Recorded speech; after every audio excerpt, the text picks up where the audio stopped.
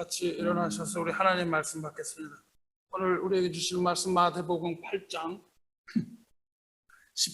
18절로부터 22절까지 말씀 제가 봉독해 올리겠습니다. 예수께서 무리가 자기를 애워싸는 것을 보시고 건너편으로 가기를 명하시니라. 한 서기관이 나와 예수께 아뢰되 선생님이여 어디로 가시든지 저는 따르리이다. 예수께서 이르시되 여우도 굴이 있고 공중의 새도 거처가 있으되 인자는 머리 둘 곳이 없다 하시더라. 제자 중에 또 한 사람이 이르되 주여 내가 먼저 가서 내 아버지를 장사하게 허락하옵소서. 예수께서 이르시되 죽은 자들이 그들의 죽은 자들을 장사하게 하고 너는 나를 따르라 하시니라. 아멘. 여러분 모두 자리에 앉으시기 바랍니다. 오늘 성찬 예배에 오신 여러분 주님의 이름으로 환영합니다. 우리 하나님 말씀과 은혜 나누겠습니다. 우리가 오늘 읽은 본문은 예수 그리스도를 따르는 제자의 길이 어떠해야 하는지를 밝히시는 내용입니다. 예수님께서 이 제자의 길에 관하여 밝히시는 이 장면의 앞부분에서는 심령이 가난한 자는 복이 있나니 천국이 그들의 것이며 애통하는 자는 복이 있나니 그들의 위로를 받을 것이며 의를 위하여 박해를 받는 자는 복이 있나니 천국이 그들의 것임이라. 이렇게 5장부터 시작해서 예수님의 말씀을 듣고 행하라는 그 부분까지 이 반석 위에 지은 집의 비유를 마지막으로 하시는 그 7장까지 산상수훈을 마치시는 것으로 그 전에 기록이 되어 있습니다. 5장, 6장, 7장은 산상수훈이고 그리고 오늘 읽은 8장에 이르러서는 이 질병을 다스리시고 자연을 다스리시는 왕의 권능에 관한 내용이 시작됩니다. 그러니까 그 전까지는 말씀을 하시고 이제 8장에 들어오면 예수님께서 병자를 고치시고 자연을 다스리시고 이런 기적의 사건들이 나타나요. 먼저 나병 환자를 고치십니다. 예수님의 이 행적 그 앞에서 하시던 말씀에 놀란 나병 환자가 주여 원하시면 저를 깨끗하게 하실 수 있나이다. 이렇게 고백을 해요. 그렇게 하고 병 고침을 정할 때 예수께서 그의 손을 내미시고 내가 원하노니 깨끗함을 받으라 그렇게 말씀하시니까 나병이 즉시에 났습니다. 그러니까 산에서 내려오셔서 처음 하신 것이 나병 환자를 고치신 거예요. 그리고 그 후에 백부장의 하인을 고쳐주십니다. 하인은 중풍으로 누워서 고생을 하고 있었는데 백부장이 주님 우리 집에 가시지 않으시고 말씀만 하셔도 내 하인이 낫겠사옵니다. 그렇게 얘기하죠. 그리고 예수께서 그 백부장을 칭찬하시고 가라 내 믿음대로 될지어다 하실 때에 하인의 병이 났습니다. 그리고 그 이후에 수많은 사람을 다 고치셨다고 되어 있어요. 그러니까 수많은 병 고침의 기적이 일어납니다. 그 중간에 열병으로 누운 베드로의 장모 또한 고쳐주십니다. 여기서 우리는 베드로가 결혼을 했던 것을 알고 있죠. 가톨릭이 말하는 것처럼 이렇게 베드로는 결혼 안 하고 성스럽게 평생을 지낸 그런 것이 아니라는 것을 여기서 우리가 알 수 있습니다. 그래서 수많은 사람들을 고치시는 기적이 일어납니다. 그 후에는 어떤 일이 일어나냐면 사람들이 귀신 들린 자를 많이 데리고 왔다고 되어 있습니다. 수많은 귀신 들린 자들이 오고 예수께서 말씀으로 그 귀신들을 다 쫓아내시고 병든 자들을 죄다 고치셨다고 되어 있어요. 이것이 우리 본문 앞부분에 나오는 내용입니다. 예수님께서 말씀으로 산상수훈 말씀하시고 병자를 고치시고 귀신을 쫓아내시고 그리고 오늘 본문이 있어요. 그리고 오늘 본문이 짧게 들어있습니다. 짧게 들어있고 본문 후에는 예수님께서 이제 자연을 다스리시는 이야기가 나옵니다. 바람과 바다를 잔잔하게 하시는 얘기가 바로 이어서 나와요. 이 바람과 풍랑에 놀란 제자들이 주무시는 예수를 부르짖어서 깨우고 구할 때 예수님께서 그 바람과 바다를 꾸짖으시니까 아주 잔잔하게 되고 사람들이 놀라운 장면 이것이 바로 이어집니다. 그 후에 무엇이 일어나냐면 계속 기적이 일어나요. 그 후에는 귀신 들려서 사납게 된 그 두 사람이 나옵니다. 이 사나워서 아무도 건드리지 못하는 이 두 사람이 무덤에서 나오죠. 그때 예수께서 꾸짖어서 그들을 돼지에게 들어가게 하시고 돼지가 바다에 들어가서 몰살당하고 수장당하는 그런 놀라운 일을 보여줍니다. 그러니까 오늘 읽은 이 짧은 본문은요 샌드위치 형식으로 배열이 되어 있어요. 바로 앞에, 그 앞에 예수님의 가르치심, 놀라운 가르치심이 3장에 걸쳐서 쫙 나오고, 이 병고침과 자연을 다스리는 이 주님의 권능, 이런 것들이 나오고요. 기적을 보여주시는 기사, 이런 것들 사이에 짧게 들어있습니다. 이 산상수훈의 말씀을 듣고 놀란 무리들은요, 예수께서 산에서 내려오실 때 죄다 따라옵니다. 거기서 이제 예수님의 능력을 보았죠. 그리고 이제 그들은 그 아래서 놀라운 장면을 목격하게 되는 거예요. 그러니까 예수님께서 말씀으로만 하시는 것이 아니라 실제적으로 질병을 고치시고 뭐 이러한 그런 놀라운 능력들을 직접 체험을 해요. 그래서 수많은 무리가 이렇게 따라와서 이적과 그 기적을 계속해서 목격하는 그 중간에 제자도에 관한 말씀이 딱 짧게 들어간 거예요. 이 사람들은 예수님의 그 행적을 보고 기대감에 부풀었죠. 그래서 예수를 따르려고 합니다. 수많은 사람들이 예수를 따르려고 해요. 그 수많은 사람 가운데 예수를 따르겠다고 하는 수많은 사람 가운데에 두 사람이 예수님을 따르겠다고 예수님 앞에서 청해요. 그 장면입니다. 그러니까 지금 수많은 사람들이 있어요. 그리고 거기에 두 사람이 예수님한테 예수님을 따르겠다고 이야기하는 장면, 그리고 그 두 사람에게 예수님이 대답하시는 장면, 이겁니다. 그리고 8장 이후에는 예수께서 마태를 부르세요. 9장에 들어가서 마태를 부르십니다. 그리고 더 지나가서 곧바로 한 장 넘어가면서 12제자를 부르세요. 그러니까 이 모든 일들은요, 예수님께서 제자를 부르시는 그 중간중간에 들어가는 이야기들이에요. 또 다른 눈으로 보면요, 예수님이 제자를 부르시는 중간에 하신 일입니다. 그것들을 하면서 제자를 부르셨다고 볼 수도 있고, 예수님께서 제자를 부르시는 중간에 그런 일들을 하셨다고 볼 수가 있는 거예요.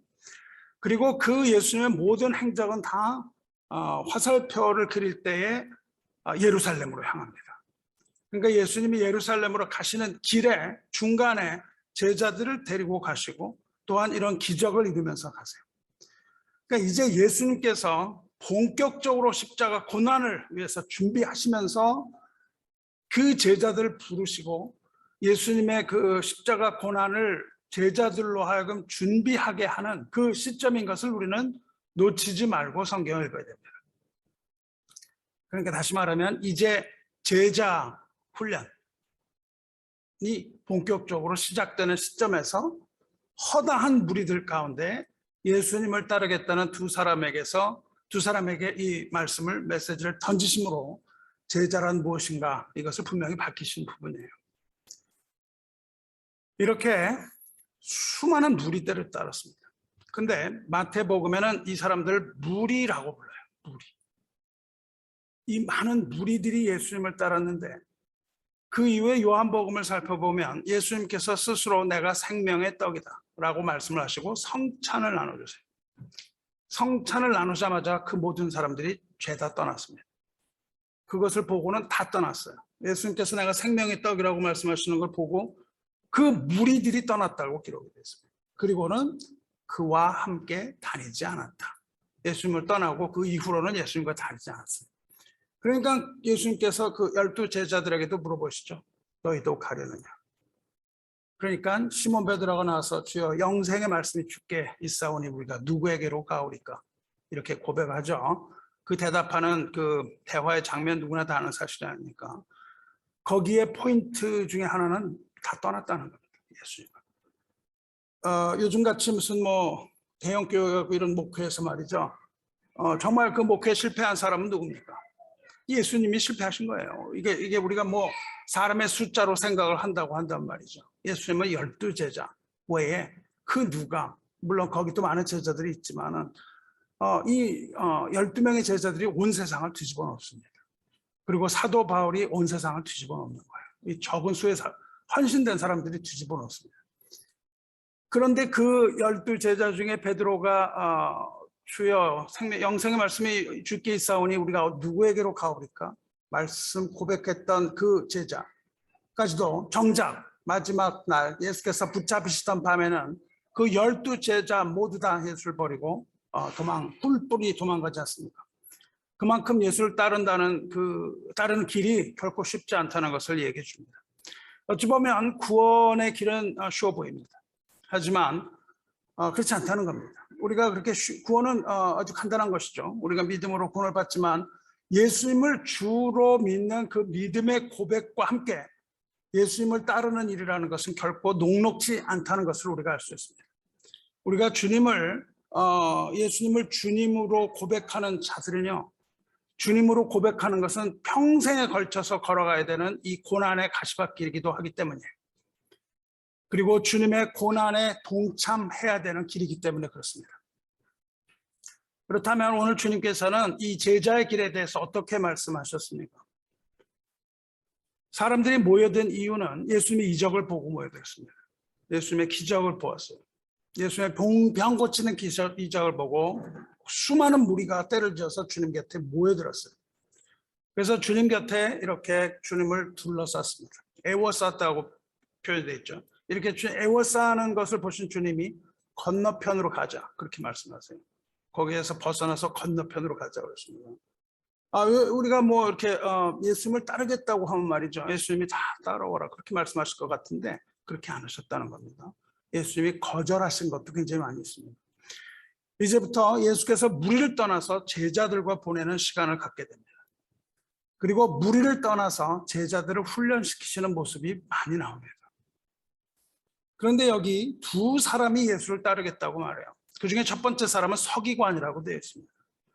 예수님의 이 모든 일을 목격하고 그 예수님의 가르침을 들은 바리새인과 서기관들이 주님께 대하여 아주 적대적이었습니다. 거기에 아주 적대적이었는데 이 서기관은 예수님을 선생님이라고 부릅니다. 그런데 사실은 서기관이 백성의 선생님이에요. 서기관이 바로 백성의 선생님이었어요. 그런데 이 선생이었던 서기관이 예수님을 오히려 주님을 서기관이라고 부릅니다. 그러니까 주님의 권위를 인정했다는 뜻입니다. 가르치시는 주님에게 놀라고 주님의 권위를 인정했다는 뜻이에요. 그리고 뭐라 그러냐면 선생님이요, 어디로 가시든지 저는 따르리이다 하고 간곡히 청해요. 여기서 저는 따르리이다라는 이 단어의 원형 아콜루세오라는 이 단어는 쫓는다는 뜻이 있지만 닮는다는 뜻도 있습니다. 닮아가는 거예요. 그러니까 예수님을 따른다는 것은 곧 주님 가신 길을 그대로 답습해 가고 그리고 주님의 인격과 모습 또한 닮아가는 것이겠죠. 즉 서기관은 지금 절대 순복적인 자세로서 주님을 따르겠다고 말하면서 제자의 길을 청해요. 아주 열정을 가지고 예수님 따르겠다고 하는 사람이 첫 번째 사람입니다. 예수님을 따르겠다고 해요. 근데 그렇게 얘기를 하니까 주님께서 엉뚱하게 대답을 하시죠. 주님은 언제나 yes, no 답을 안 하십니다. 따라가겠다고 그럴 때 따라와라 이렇게 말씀 안 하시고 뭐 따라오면 안 된다 그런 말씀 안 하시고 다른 말씀 하시는 경우를 많이 봐요. 그때 대답하시는 게 뭡니까? 여우도 굴이 있고 공중의 새도 거처가 있으되 인자는 머리 둘 곳이 없다. 바로 이 말씀을 하셨어요. 여기서 굴이라는 것은요, 몸을 숨길 만한 장소죠. 거처는 또한 쉬어갈 어떤 임시적인 처소를 말합니다. 그런데 여기서 말하는 굴도 여우가 편히 쉴 수 있는 영원한 자기 집이 아니고 하룻밤 묵어가는 임시 처소이며 또한 거처도 영원히 새 둥지가 되는 그런 것이 아니라 새가 나뭇가지 위에서 잠을 자는 것처럼 하룻밤 머물러 갈 수 있는 그런 임시 처소를 이야기하고 있습니다. 공중의 새도 거처가 있으되 인자는 머리 둘 곳 없다. 이렇게 말씀하셨어요. 이 하찮은 짐승들조차 밤에 쉬어갈, 묵어갈 처소가 있는데 이 세상의 주인이시며 또한 우주의 창조자인 이 주님께서는 자기 세상에 오셨지만 백성이 알아보지 못하고 그를 영접하지도 않았고 주님은 자기 집인 이 세상에서 마치 나그네와 같은 그런 발붙일 곳 없는 곳을 사셨다는 거예요. 그렇게 사시고 오히려 사람들의 집에서 내쫓김을 당했습니다. 그리고 오히려 발붙일 곳 없이 사람들로부터 배척당하고 내쫓김 당하게 되지 않았습니까? 그런데 이 시점에서 예수님께서 인자라고 부르십니다. 인간에 대한 깊은 사랑으로 이와 같은 일 모두 다 감수하시고 마침내 온 인류에게 풍성한 복, 충만한 안식 가져다 주셨습니다.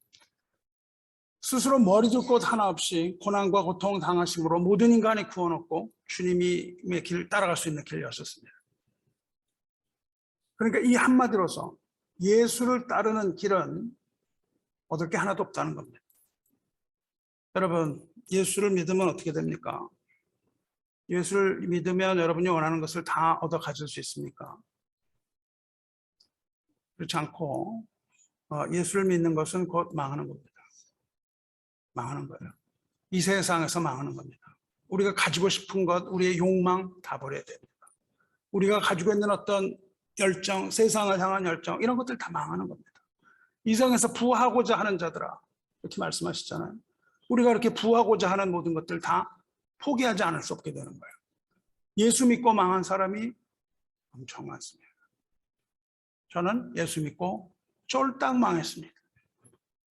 쫄딱 망해서 지금 여기 서서 이러고 있는 겁니다. 세상에서는 쫄딱 망하는 겁니다, 여러분. 세상에서 망하고 어떻게 되는 겁니까? 하나님의 나라에 영원히 사는 것을 말합니다. 이것이 놀라운 겁니다. 이 세상에 머리 둘 곳이 하나 없이 나그네와 같은 삶을 살게 될 거라고 얘기하고 계시는 거예요. 예수를 따르는 길은 머리 둘 곳 없는 나그네의 길과 같다는 사실을 지금 분명하고 정확하게 말씀하십니다. 종교 개혁이 일어났을 때 가장 큰 사상 중에 하나가 나그네 사상입니다. 나그네. 이 세상에 우리는 나그네로서 살아가는 것이고, 우리는 나그네로 살아가지만 그러나 순례의 길을 걸어가는 나그네. 이것이 바로 우리가 분명히 제자의 길을 가기 전에 알아야 되는 겁니다. 이 세상에서 내가 얻고자 하는 것을 얻고, 이 세상에서 내가 원하는 것들을 얻기 위하여 예수를 믿는 것을 종교생활이라고 합니다. 그 종교생활은 필히 만족을 얻지 못하게 되었습니다. 우리는 이 세상의 어떤 귀한 것으로도, 금으로도 은으로도 우리는 만족을 얻지 못합니다. 왜 그럴까요? 우리는 하나님의 형상을 따라 지으심을 받은 귀한 존재이기 때문에 그래요. 우리는 하나님이 아니고서는 만족이 안 됩니다. 하나님이 하시는 것으로는 만족할 수 없어요. 이 세상의 모든 걸 다 따라가 봤지만, 모든 좋다는 것을 다 쫓아봤지만 허무할 것밖에 없다는 겁니다. 예수가 아니고 하나님이 아니고서는 우리에게 진정한 만족을 줄 수 있는 것은 없다는 겁니다. 이 서기관은 예수의 제자가 되어 주를 따르는 일에는 많은 고통, 어려움 이런 거 따른다는 사실을 모르고 얘기를 했습니다. 그리고 열정적으로 얘기했어요. 근데 주님께서는 그것을 일깨워 주고 계세요. 그래도 따라오겠냐 말씀하시는 겁니다. 그래도 따라오겠네요. 사랑하는 성도 여러분, 주님을 따르는 길에는 이런 것들이 있는 겁니다. 모든 박해와 고난과 시험이 도사르고 있어요. 왜 그럴까요? 주님을 따라가기 때문에 그렇습니다. 주님 가신 길을 따라가는 거예요. 근데 주님 가신 그 길이 바로 가시밭길이라는 겁니다. 그것을 따라가지 않으면 주님을 따라가는 게 아니죠. 그러니까 우리가 예수를 따라간다고 한다는 것은 예수님의 가신 길을 그대로 돌아봐야 되는 거예요. 그리고 발자국 짚으면서 가는 겁니다. 그렇기 때문에 예수님을 따라가면 가시밭길 걸지 않을 수 없어요. 영적으로 우리가 가는 길은 가시밭길이고 좁은 길입니다. 주님을 따라가려면 이 땅의 삶이 나그네 길이라는 것을 우리는 분명하게 알아야 됩니다. 이 눈에 보이는 기적, 놀라운 권능, 얻고 싶은 것들, 이런 것들을 보고 주님을 따르려고 한다면 이 많은 무리와 같이 실망하게 되는 겁니다. 왜냐하면 주님이 그렇게 말씀하셨기 때문이에요. 그리고 실망하여 주님을 다 떠나게 되는 겁니다. 오직 이 주님의 가르치심을 우리가 듣고 그 박해와 고통과 희생과 이런 것들을 다 감수할 만한 준비가 되어 있어야만 주님 따를 수 있다고 얘기하는 거예요. 우리 함께 믿음의 손을 갖고 그 길을 함께 걷기를 원합니다. 이 당시에 예수님께서 말씀하시고요. 그대로 됐습니다. 요즘은 세상이 너무 좋아갖고 이런 것들이 와닿지 않지만요. 여기에 있었던 이 제자들은 곧 이어서 조금 후에 예수님 걸어가신 그 길 다 걸어가고 거기에 쫓아가고 예수님의 부활까지 다 목격하고 그 다음에 당했던 일이 바로 예수님과 동일한 일을 당했습니다. 300년 동안 그 길을 당해요. 그리고 우리는 영적인 것으로 이해한다고 말하지만 사실은 영적인 것이 아니라 그런 일들이 반드시 일어나게 된다는 거예요. 그것을 믿으시기 바랍니다. 이렇게 한 사람이 와서 이야기해요. 열정적인 사람이 하나 왔는데 또 한 사람은 와서 또 얘기합니다. 이 사람은 이렇게 얘기하죠. 주여, 내가 먼저 가서 내 아버지를 장사하게 허락하옵소서 그래요. 그러니까 아버지 장사하고 따라가겠다는 겁니다. 그러니까 앞서서 서기관은 아주 열정적으로 따라가겠다고 주님을 따라가게 얘기했고 이 사람은 좀 소극적인 면을 보여요. 먼저 장사하고 가겠다 그렇게 얘기합니다. 그때 예수님께서 이렇게 말씀하시죠. 죽은 자들이 그들의 죽은 자들을 장사하게 하고 너는 나를 따르라 이렇게 말씀하세요. 이 말씀은 조금 난해한 말씀이기 때문에 여러 가지 견해들이 많이 있습니다. 그런데 이 말씀을 들을 때 첫 번째 딱 오는 느낌은 기독교가 아주 그 기본적인 부자 간의 윤리까지도 그냥 내동댕이처럼 하는 그 반윤리적인 종교 같이 들립니다. 그냥 집에 가서 그냥 아버지 다 내팽개치고 어머니 다 내팽개치고 교회 나오라.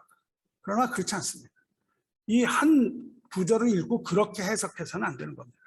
가정은 하나님께서 주신 귀중한 곳이잖아요. 부모는 우리에게 우리를 공경하라고 하셨잖아요. 이 모든 것들을 다 종합해서 설명을 해야 하는 것이지 이 말씀 하나를 그렇게 해석하려고 해서는 안 되는 거죠. 그렇다면 이 사람 이것을 뭐 영적으로도 보고 여러 가지도 보지만 이 사람의 부친은 어떤 상황입니까? 이 사람은 언제 죽었을까요? 그걸 알려면 유대인의 장례 절차를 좀 알아야 되는데 유대인은 말이죠. 이 죽음을 아주 부정하게 여겼어요. 그래서 누가 죽으면 말이죠. 그 즉시 무덤으로 옮기는 겁니다. 바로 무덤으로 옮겨야 돼요. 그런데 무덤을 옮기는데요. 땅을 파고 거기다가 묻는 것이 아니고 이런 어떤 바위, 동굴 같은 데 시신을 안장합니다. 예수님이 죽으실 때도 동굴 속에 있고 그 무덤을 막았던 돌을 굴리잖아요. 이 돌 속에 이제 안장을 한다 그래요. 그리고 죽은 자를 애도하면서 거기서 일주일 정도를 보낸다고 그래요. 애도를 하는 거예요. 죽은 자를 애도합니다. 하지만 그곳으로 장례가 끝난 게 아니에요. 그것으로 장례가 끝난 게 아닙니다. 이 상을 당한 사람은요, 한 달 동안 뭐 이렇게 회당이나 성전이나 이런 데 가지 못해요. 그리고 전에는 어떻게 했습니까? 그것을 성문 밖으로 내버립니다. 성문 바깥으로 나가야 돼요. 그것이 부정하기 때문에. 그리고 1년이 딱 되면 무덤을 다시 찾는 거예요. 1년이 지나면 어떻게 됩니까? 그 시체가 돌 속에 있던 무덤 그 속에 있던 시체가 썩어버리는 거죠. 썩고 이제 뼈만 남게 되지 않겠습니까? 그 속에서. 그때 그 유족은 그 죽은 자를 돌 상자에 그 유골을 담는 겁니다. 그 담는 그 상자를 오스왈이라고 불러요. 이런 건데, 그러니까 요즘 우리가 어때요? 화장을 하면 화장을 해서 이런 항아리 같은 데다가 담잖아요. 전에 한국 가서 보니까 요새는 뭐 별의별 짓을 다 해요. 제가 그 장의차 버스를 타면서 보니까 거기 비디오가 이렇게 나오는데요. 뭐 나오냐면 죽은 사람을 아주 잘게 빻아가지고요. 거기다가 에폭시를 넣어요. 그리고 거기다 물감을 넣어요. 그래가지고 이 무슨 볼링공 같이 만들어요. 뭐 이런 게 있어가지고 이 사람이 평생 동안 자기 안방에서 자기 사랑하는 어머니 같이 살아라. 뭐 이런 거 장례 문화가 아주 이상하게 변화했어요. 그러나 우리는 그 죽은 사람의 뼈를 그렇게 묻는 이것을 이해해야 됩니다. 그러니까 지금 이 납골함을요 무덤에 넣어두고 그렇게 해서 이제 그 함에다가 집어넣어서 무덤을 떠나면 장례를 마치는 거예요. 그것을 장례를 한다 그렇게 말한다는 거죠. 그러니까 뼈를 담기 전까지는 애곡을 하는데요. 뼈를 담은 후에는 기뻐해요. 유대인들은 그 뼈를 담은 후에는 기뻐한다고 그럽니다. 왜 그러냐 하면 이제 그 장례식을 마치면 모든 율법을 지켜야 되는 의무를 다했으므로 율법의 그것으로부터 자유롭게 됐다는 생각을 한다는 거죠. 이것이 당시 유대인 풍습이에요. 그러니까 죽으면 모든 죄가 다 사라진다. 죽으면 끝이 나는 거죠. 죽으면 모든 죄가 다 사라진다 이렇게 생각을 하는 거죠. 근데 그렇지 않지 않습니까? 죽으면 모든 죄가 다 끝납니까? 죽으면 모든 죄가 끝나요? 우리가 살아가다가 죽으면 모든 죄가 다 사함을 받습니까? 아니죠. 육체가 어떻게 죽는지 중요한 게 아니죠. 그렇게 죽어서 납골함에 넣고 이런 것이 중요한 게 아니죠. 죄사함은 죽어서 장사되는 데 있지 않고 죄사함은 어린 양의 희생으로 말미암는 겁니다. 그러니까 그것이 어떻게 장사되는가는 죽음 후의 어떤 삶에 대해서 아무런 영향 끼치 못하는 거예요. 살아있는 사람들이 아무리 정성을 들여서 곡을 하고 그거를 그냥 정말 좋은 그런 곳에서 담아준다 할지라도 그 죽은 사람이 어떻게 되지 못한다는 것이죠. 그래서 히브리서에서 뭐라고 말합니까? 율법을 따라 모든 물건이 정결하게 되었으니 피 흘림이 없음 즉 사함이 없느니라 그렇게 말씀하신다고요. 이것은 피 흘림이 있는 거예요. 어린 양 예수를 따라가지 않으면 죄사함이 없다는 겁니다. 죽은 자를 장사 지낸다고 해서 그의 죄가 사해지는 것도 아니고 또 이 사람의 죄가 사해지는 것도 아니라는 거예요. 이 사람은 그 아버지 시신을 매장한 겁니다. 왜냐하면 지금 죽었으면 이 사람이 이러고 있을 수가 없는 거예요. 그러니까 아버지는 이전에 죽었다고요. 이전에 죽고 시간이 어느 정도 됐습니다. 그리고 아들로서 그는 의무를 다했어요. 그리고 죽은 자는 죽은 자들이 장사하게 될 것이라고 말하는 거예요. 너는 이제 죽은 자에 대한 의무를 다했으니 그로써 충분하니 너는 이제 나를 따라오라. 그렇게 말씀하세요. 왜냐하면 예수님의 시선은 죽음에 머물러 있지 않고 예수님의 시선은 생명에 머물러 있기 때문에 그렇죠.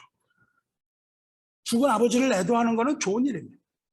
뭐 그를 장례 지내고 뭐 부모를 공경하고 그를 기억하고 이런 것들은 굉장히 좋은 거잖아요. 하지만 하나님의 나라를 전하는 것보다 더 중요한 일은 없다는 겁니다. 지금 예수님은 하나님의 나라를 전하는 그 일로 초대하고 계시는 거예요. 그러니까 이 세상에서 하나님의 나라를 전하는 것보다 더 중요하다는 것이 없다는 겁니다. 예수님의 자녀가 되어서 그를 따라가려면 이 세상의 모든 근심과 걱정으로부터 자유롭게 되어서 복음을 전해야 됩니다. 우선순위가 뭔지를 우리는 분명히 알아야 되는 거예요. 죽은 자를 돌보는 것은 좋은 일이겠으나 예수를 따르는 것보다 더 중요한 일은 없다는 거예요. 죽음이 붙들지 못하는 영원으로 들어가게 되기 때문입니다. 보면은 예수님의 그 명성, 이제 명성을 얻으셨잖아요. 놀라운 능력 이런 것들을 봤단 말이죠. 그리고 예수님을 따르려고 하는 그 많은 무리들 중에서 예수께서 고난받는 종으로 오신 메시아님을 이해하지 못한 이 두 사람. 이 두 사람은 그걸 이해하지 못했습니다. 이 두 사람에 대한 예수님의 답변이며 또 예수님의 메시아로서의 사명을 이야기하시고 주님을 따르는 참 제자길이 어떤가를 우리에게 분명하게 시사해 주시는 말씀입니다. 마태는 그것을 샌드위치로서 거기에 딱 집어넣어서 우리에게 그러한 강력한 메시지를 주시는 거예요.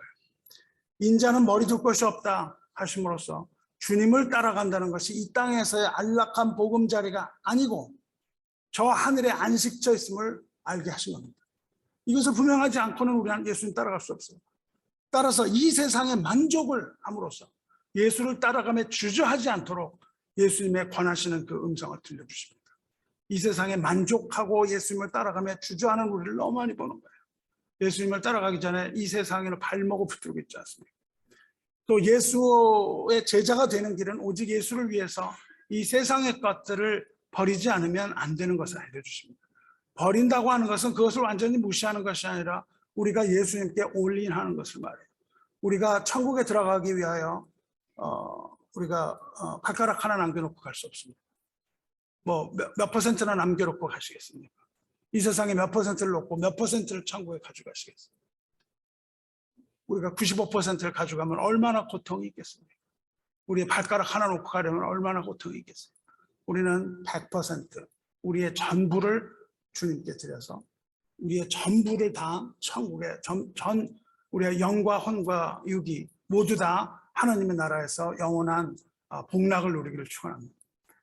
우리가 처한 이 현재의 삶, 이 처지에 따라서 현재의 안락을 누리는 그런 선택이 아니라 주님에게 이끌려서 이 어떤 역경이나 고난이 있다는 것을 알면서도 담대하게 그 좁은 길, 그 주님이 가신 그 길로 들어서게 하기를 원하신다는 것을 우리는 알았습니다.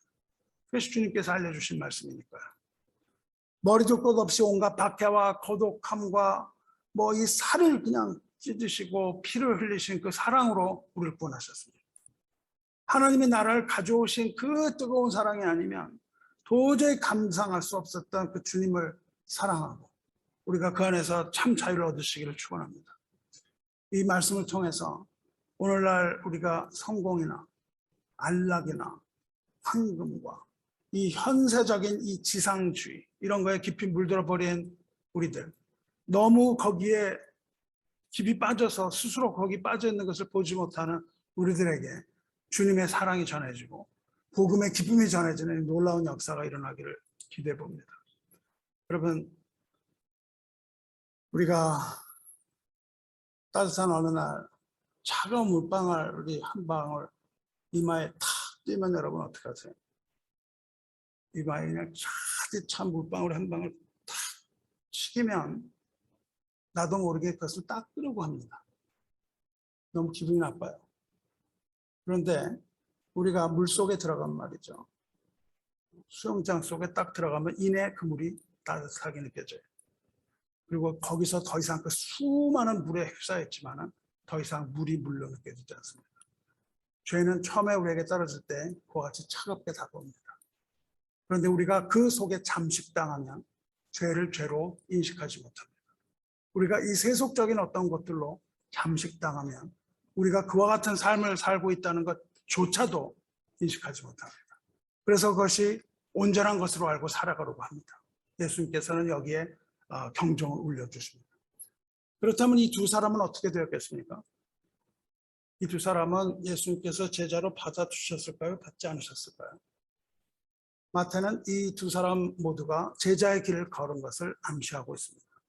이 두 사람이 열정적인 마음을 가지고 왔었으나 혹은 좀 그렇지 않은 마음을 갖고 왔을지라도 예수님께서 이 두 사람들을 받아주셔서 그들이 제자였던 것을 마태는 인정하고 있어요. 제자들이라고 인정하고 있습니다. 죽은 자들로 죽은 자를 지내라고 하신 것은 너는 죽은 자 아니라고 말씀하신 것과 같습니다. 하나님은 죽은 자 하나님이 아니고 산 자의 하나님이라고 말씀하셨어요. 하나님은 죽은 자의 하나님이 아니고 산 자의 하나님입니다. 우리는 산 자입니까? 죽은 자입니까? 우리는 하나님이 우리의 하나님이시기를 원한다면 우리는 산 자라야 됩니다. 죽은 자가 되면 하나님이 우리의 하나님이 아니세요. 어떻게 그럴 수 있습니까? 하나님께서는 우리 모두 다 죽지만 부활의 하나님이라신 것을 분명하게 얘기해 주고 있습니다. 반드시 우리는 부활하여 산자의 하나님을 하나님으로 알고 영생을 누리시기 바랍니다. 우리는 그 무덤의 권세를 이기고 부활해서 주님과 함께 영원히 살 것을 믿는 자들입니다. 그러므로 주님은 죽은 자를 장세하 지내는 것은 죽은 자의 하나님이 아니라는 겁니다. 하나님은 그 죽은 자에 관심이 없으시고 오직 산자, 그리스도 안에서 산자의 하나님이심을 믿기 바랍니다. 그리고 그것을 믿는 믿음 가운데 우리는 부활하여 하나님과 영원히 함께 된 것을 믿습니다. 나는 부활이요 생명이니 나를 믿는 자는 죽어도 살겠고 무릇 살아서 나를 믿는 자는 영원히 죽지 아니리라. 이 하신 이 말씀을 믿는 믿음으로써 저와 여러분이 영원한 생명을 누리게 되기를 주님의 이름으로 축원합니다. 말씀 맺겠습니다. 사랑하는 성도 여러분, 주님을 따르는 제자의 길은 결코 호락호락한 길이 아닙니다. 두려운 험한 협곡을 지나가야 되는 그런 길입니다. 우리 발뿌리에 부딪히는 그런 돌밭길을 지나가야 되는 길입니다. 우리가 때로는 우리가 발에 찔려서 피가 나는 그런 가시밭길을 지나가야 되는 좁고 또 좁은 길입니다. 주님 말씀하시기를 이 길이 좁고도 협착해서 가는 이가 적은 길이라 말씀하셨어요. 그래서 이 길에 들어선 것처럼 보일지라도 그 어려움을 이기지 못하고 곧 돌아가는 사람이 수많은 그런 길입니다. 그렇게 좁은 길이에요. 하지만 생명으로 가는 길은 그 길 밖에는 없다는 겁니다. 예수님이 밟으신 그 길을 따라가야 돼요. 그러기 위해선 우리는 예수님의 길을 잘 돌아봐야 합니다. 주님께서 말씀하여 주신 대로 그 길이 바로 생명으로 가는 길입니다. 영원한 천국으로 가는 길이에요. 주님을 따르지 않으면 찾지 못하는 그런 길입니다. 반드시 제자가 되어야 됩니다. 제자가 아니고서 천국에 갈 수 있는 길은 없습니다. 왜냐하면 그 길을 가야 하기 때문에 그렇습니다. 천국으로 가는 길이 하나인데 제자가 아니고 예수님을 따라가지 않는다면 어디로 가겠습니까? 제자가 되지 않고도 천국에 갈 수 있다는 이러한 것들이 현대 교회를 흐려놓는 겁니다. 우리는 반드시 예수님을 따라가야 돼요. 그리고 그 길은 험한 길이라는 것을 잊지 마시기 바랍니다. 오직 이 성령의 도우심을 받아서 자기를 부인해야만 하는 길입니다. 성령의 도우심을 받아서 자기를 부인하고 십자가를 지고 주님을 따라감으로써 영생의 복을 받아 누리시기를 주님의 이름으로 축원합니다. 이제 기도하겠습니다. 하늘에 계신 하나님 아버지, 이 사순절 고난의 기간 동안에 하나님 말씀을 묵상하며 기쁨으로 주님의 은혜를 받고 그 안에서 거듭나며 어렵고 힘들어도 주님 따라가는 그 기쁨과 평강을 누리며 이 자리에 나 앉은 주님의 백성들을 돌아보시고 긍휼히 여기셔서 오늘 이 시간 주님을 바라볼 수 있는 믿음의 눈을 허락하여 주시옵소서. 주 안에서 복된 자가 되게 하시며 세상 무엇과도 주님을 바꾸지 않고 귀하게 여기는 그런 마음 허락하심으로써 오직 주님만을 섬기며 그 안에서 기쁨과 평강을 얻어 하나님 나라의 시민으로 복음에 합당하게 살 수 있도록 은혜 베풀어 주시옵소서. 하나님을 사랑하오니 우리가 주 앞에서 뜻하는 모든 것을 따라 주님의 복음을 세상에 담대하게 전하는 그리스도의 강한 군사로 세워주시고 마귀와 더불어 전투하는 사랑하는 백성들이 고난의 가시밭을 홀로 걸어가게 하지 마시고 주님과 동행하심으로 주님께서 동행하심으로 그 안에서 힘을 얻고 시온의 향기를 맡으며 주님의 발자취 따라감으로써 지치지 않고 새 힘을 얻어 독수리가 날아가는 것처럼 주님의 날개 위에 앉아서 새벽 날개치며 날아오르게 하여 주시옵소서. 이 시간 우리가 주님의 은혜를 사모하오니 여기 앉은 심령이 주님 안에서 쉼을 얻고 안식을 얻게 하여 주시옵소서. 우리를 사랑하셔서 고난의 가시밭길 걸으시고 가시 만류관 쓰셔서 우리에게 생명의 만류관 주시는 우리 주 예수 그리스도의 거룩하신 이름으로 간절히 기도드리옵나이다. 아멘.